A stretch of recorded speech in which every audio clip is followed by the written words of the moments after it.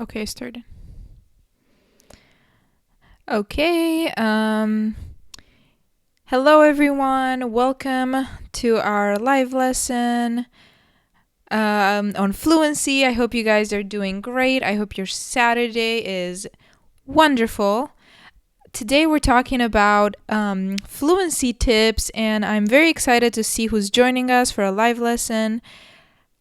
I hope you're doing wonderful. I hope the weekend is great.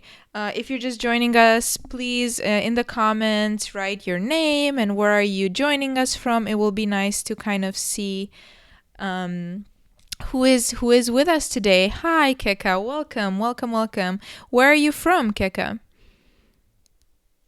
Today we have a very exciting lesson. At least I think it's very exciting because it's the topic that many people might not know is one of the most important for their language, to evolve their language, to get better at speaking English, but it truly is. And it's where we all want to be. When we speak a language, we always imagine that we are fluent in that language. We want to be able to have a conversation in that language with somebody without stopping a million times to think, oh my God, what am I trying to ask? What is this word? What am I saying? It's very difficult. Hello, Marco. Welcome. Welcome to our lesson. If you're joining us, yes, please let us know your name, where you're writing to us from. It's great to see you on here. Okay, so I'm going to begin. Here is my little page. So today we're talking about 5 fluency tips. 5. That is a lot. And if you do all of them, you are going to be one step closer to speaking perfect English. I'm just joking. I don't think anyone speaks perfect English, and that's okay because we are not perfect. Let's see. It's hot. Yes, it is. I think we are here in Budapest. It is about 33 degrees Celsius here. I don't know where you are, Marco, but I'm sure it's... Oh, in Italy. Okay, welcome. Welcome. And hello, Natalia. Natalia, where are you joining us from? Please feel free to keep writing, and I have a little lag, so I might not see your comments immediately, but Wes, he's my co-pilot, and he's in the chat room, and he's going to try to answer as fast as possible. He likes typing a lot. Okay.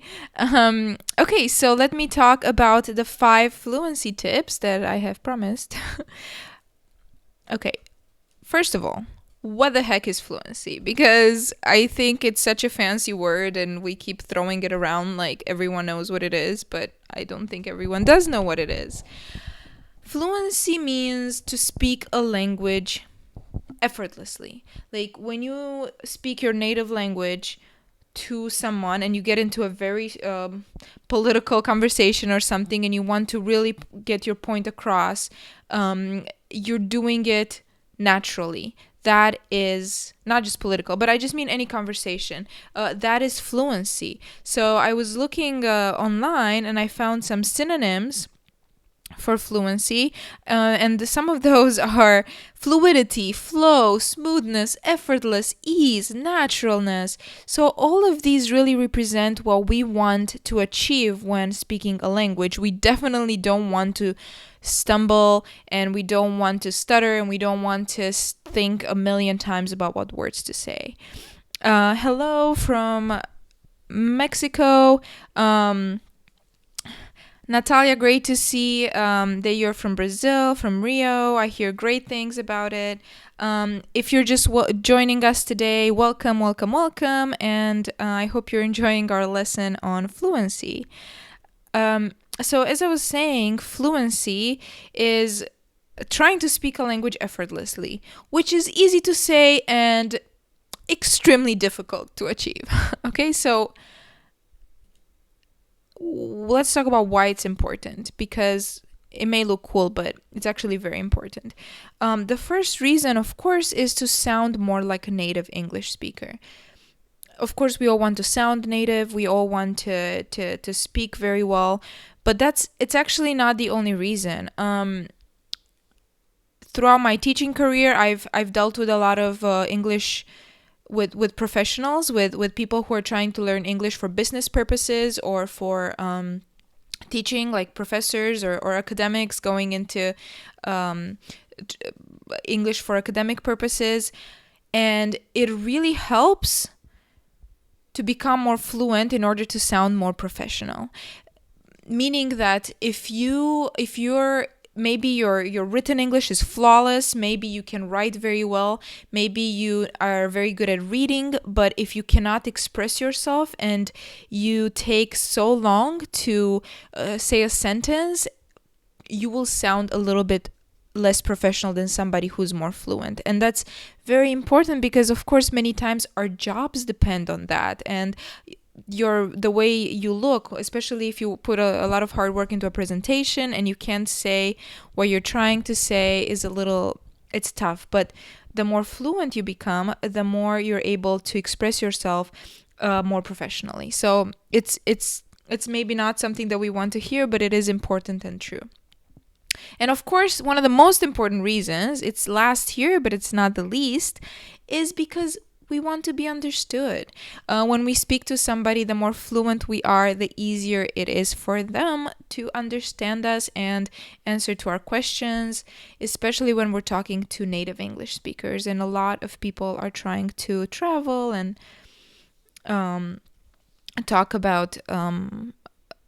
talk to native English speakers.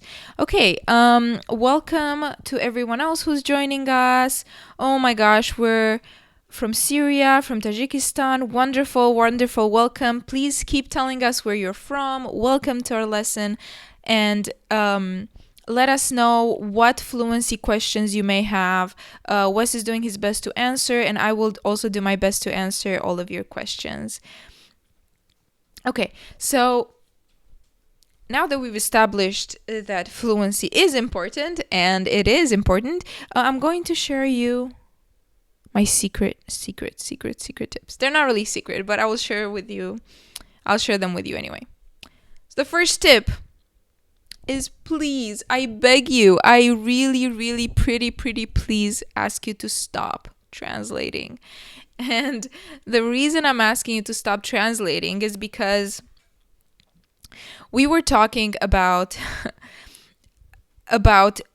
if our goal here is to think more in English, if English is the if English is the goal that we're trying to achieve, if thinking in English is what we're trying to achieve, and being fluid and speaking effortlessly is what we're trying to achieve, that means to think in English. But what happens when you translate is you take yourself out of the state of the mind of in English, and then you immediately put yourself back into your language. So your brain is doing the switch from you trying to speak in English to trying to go back to your language, then go back to English, and it doesn't work very well. Okay? So what you're doing is you're doing the opposite when you're translating. You're doing the opposite of fluency. You're hurting your language progress many times. So if you're seeing a word that you don't know, and I know because I've been there. I want to know the word. What is the word in a different language? Please, instead of translating it, what I would recommend is the first thing would be to guess the meaning from the context. Many times we won't know one word that's in a sentence, and many times we'll be able to guess that meaning from the words surrounding the sentence. So try to do that first. If that's impossible, then use an English to English dictionary. That is, Merriam-Webster has a good one. Just use a dictionary in English that explains things in English. And we've talked about this in a previous lesson, but what you can do is you can even Google it and type in whatever word and then definition, and Google will give you a good explanation. So just please promise me you will stop translating. Okay, let's see. Yes, I know it's very tough, but it's it's something that we need to do, definitely. Okay, again, thank you for watching. If you just came, please make sure to write your name and where you're from and where you are watching us today, because it's great to see who's joining us. Are you guys ready for tip number 2? Okay, this is another one that actually I think you'll really like, because it will put your mind to ease. My second tip is don't obsess over grammar, okay? Many of us, I know, think about some of the problems that we have with grammar, and I actually wanted to ask you, what grammar do you have difficulty with? So in the comments below, please, if you have any questions about grammar that you're really struggling with, write them down so that we can look at them a little bit, okay? So just write down any questions that you have.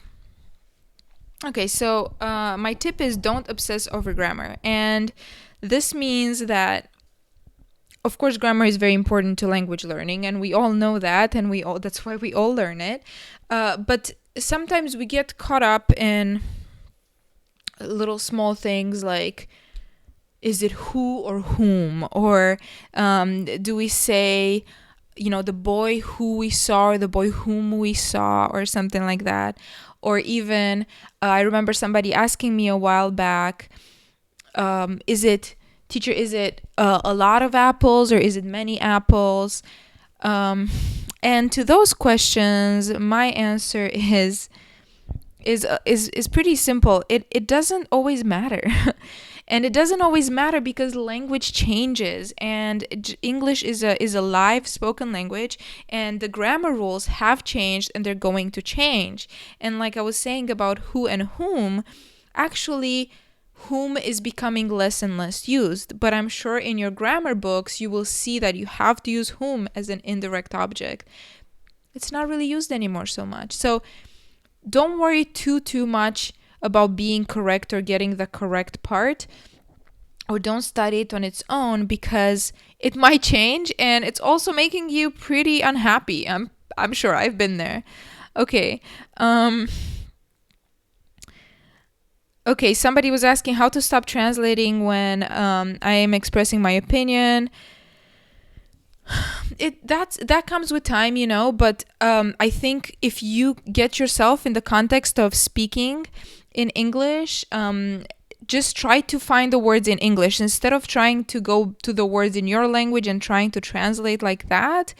Just try to go to the vocabulary you have in English. And there are a few practices that we can talk about later on how to keep making yourself to think in English, but it's just something that you have to kind of do as a daily practice. Okay, but back to grammar. So the best way, I think, to practice grammar is, of course, in context, which means when you read something or when you hear something and you recognize a grammar pattern, emulate that pattern, like say it or use it, and don't take it out of context and don't learn it separately, because you might forget it and it might just be a pain to remember, and it just might not work very well. And also, it's okay to make mistakes, by the way. Everyone makes mistakes. Native English speakers make mistakes. So if you make a grammar mistake, it's not the end of the world. Just keep practicing, keep reviewing, and it will be okay. Okay, let's see. If you're joining us, again, I'm going to say this again. Please let us know where you're from. We love to hear from you. If you have any questions about fluency, please write them down, and I will try to answer them, or Wes in the comments. So now that you don't have to worry too much about grammar, of course, try to use correct grammar, but don't obsess over it. If you make a mistake or two, it's not a big deal. You just move on. Okay, so now that we're not that worried about grammar, I'm going to share my third tip with you, which is a really good one, and it's a really fun one. And it's called listen and repeat. Okay, so this one means follow a show, or follow a song, or something that you like in English, and try to repeat it. Try to repeat the lyrics, the song, try to repeat everything the way the person is speaking in that video the same way there. So before we move on, I wanted to ask you if in the comments you can tell us, what do you like to listen to in English? Do you like to follow like a podcast, or maybe a TV show, or really anything helps. I'm actually trying to practice my French a little bit, and what I've been following has been a cooking show because I love food and I love cooking, so that's even helped me. So if you follow anything like that, I'd really like to see it.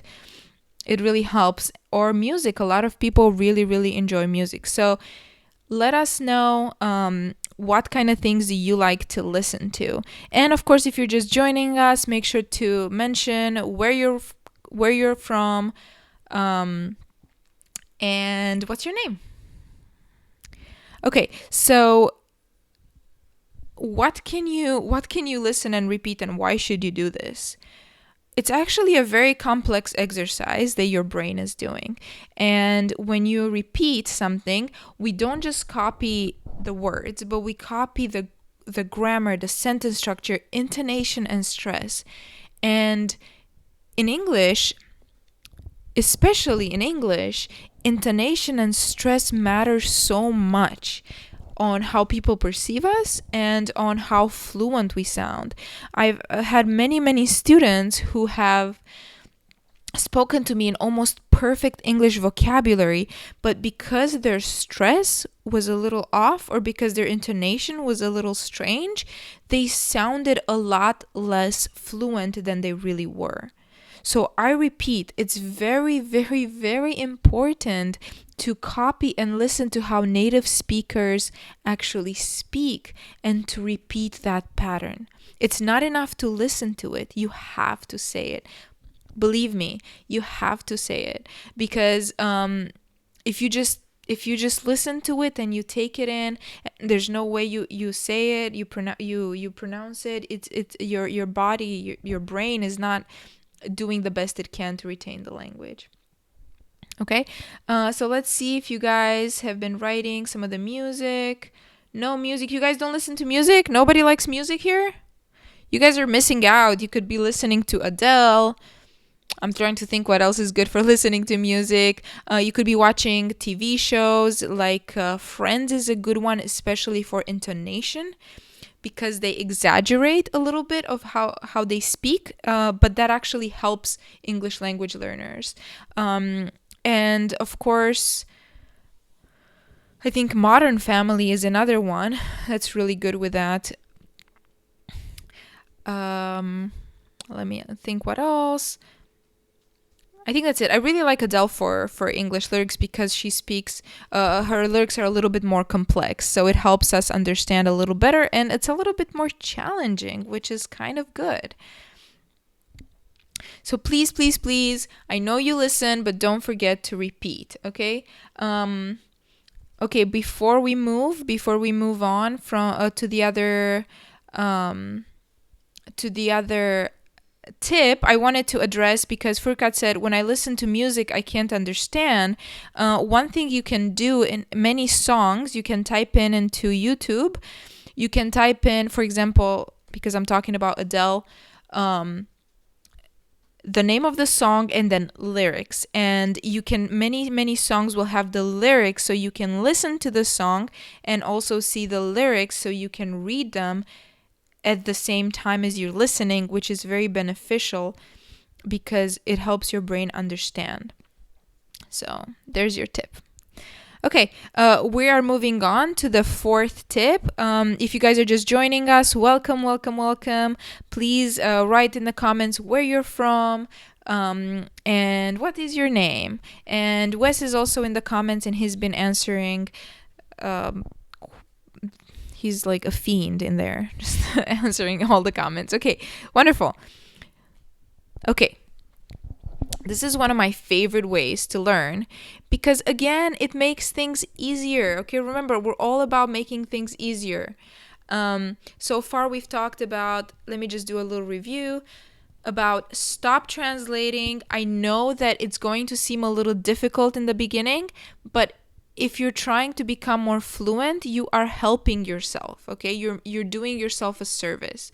When you translate, you are hindering your progress. You are stopping, you're stepping out of that mindset, and you are going into your own language, and then you have to go back to English, and then back to your own language, and then back to English, and that is exhausting. I have been there, trust me. So don't do it. It will be hard in the beginning, but the more you do it, the easier it becomes. The second tip, as I was talking about, don't obsess over grammar. It's okay to make mistakes because grammar changes. Don't fixate on one mistake. Just go with it and learn it from the context. The third tip I was just talking about is listen and repeat, and there are a few things we can listen, anything from podcasts to YouTube, to music, to TV shows, anything you like, as long as you repeat it exactly the way they say it, it will be very beneficial for the way you sound in English, for your pronunciation and for your intonation and stress. Those things are more important than we think. And the fourth one is learn phrases, not words. And I said I like this one because it makes language easier. And what do I mean by that? Phrases are easier than words, like, because you don't have to learn each word one and one and one and one. If we learn phrases together, they're easier to remember. In English, certain phrases sound more natural than others. So, for example, if we're talking about things like words that go with make, you make mistakes, but for example, with do, you do homework or you do shopping, or with catch, you catch a bus or you catch a cold. So if you remember these, if you're able to remember these in phrases, then you're not just learning one word, but you're learning a few different words, and you use them again and again and again. And this is it's actually, it really helps when you learn a language, because it shows that you know how to put words together, which is very important. Okay, and are you guys ready for the fifth tip?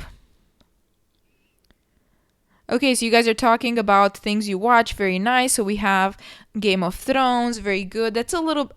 it's easier. For some people, the British accent is a little easier. For others, it's a little bit more difficult. Did Wes say he's never seen GOT? He means Game of Thrones, Wes. Okay, we're moving on. Okay, the last tip that I want to talk to you about today is proper etiquette. But before I do, I just want to make sure that everyone who is just joining us is sharing where they're from and their names, and of course, welcome. We're talking about how to become more fluent and what you can do to improve your fluency. It is not that hard. You just have to practice. But one thing that's very important is proper etiquette. And what I mean by proper etiquette, this one is probably one of the tougher ones. Different language contexts require different language. And what I mean by that is an email, for example, will be, and the language you use in an email will be different than the language used in a letter, and it will be different than the language you will use in a resume.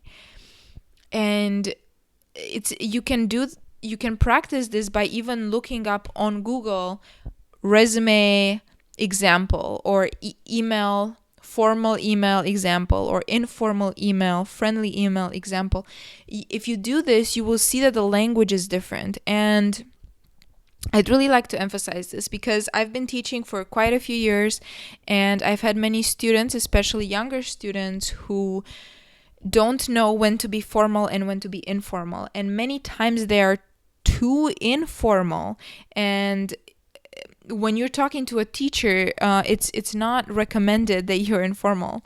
I actually remember that I had a student who was asking me, he was writing an essay, and he was asking me, how do I spell chillax? I was like, excuse me? And he said, yeah, I want to use the word chillax, like chill and relax. I want to use it in my essay. And I was telling him it's not acceptable. It's not appropriate to use a word like that is completely informal in the essay. But basically, if you know which kind of language to use in the proper context, that will help you sound a lot more fluent, and it will also help your if you're learning English for business purposes. That's very, very important. Okay. Okay. So these were my 5 tips. I'm going to go over them again and then see if you guys have more questions about them. So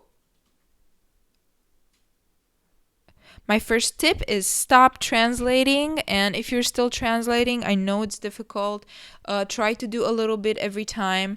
If you find a word that you don't know, resist the urge to translate it in your language and just try to use it in English. Just try. The second tip was don't obsess over grammar. If there are mistakes that you're making, it's okay. If you hear somebody make a mistake, don't try to think like, why did they say it like this? Why didn't they say it the other way? Many native English speakers make mistakes. They make mistakes all the time. And I know it's confusing if you're trying to learn and you're thinking like, why aren't they saying it like this? Because as a spoken language, English is very fluid, so it changes and people will make mistakes, and that's okay. And remember, the best way to learn grammar is from context, so from books, from articles, from things you hear. Those are the best ways to practice. And my third tip was listen and repeat. Whether you listen to, like I said, to a podcast, your favorite TV show, political show, your favorite comedy, your favorite movie, your favorite music, anything like that, make sure to repeat it. Because when we repeat, we emulate the sentence structure, the intonation, the stress, the pronunciation, all of that. Okay? Okay, and the fourth one was learn phrases, not words. It's easier to remember words in certain phrases and not just words. So make sure that you remember and kind of try to use them as much as possible in phrases.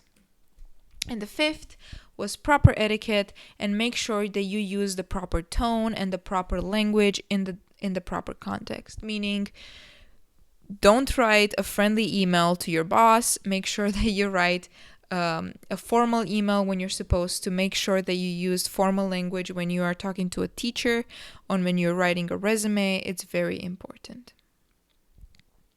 Okay, so these were my tips. I hope they were helpful. Again, fluency is not one of those things that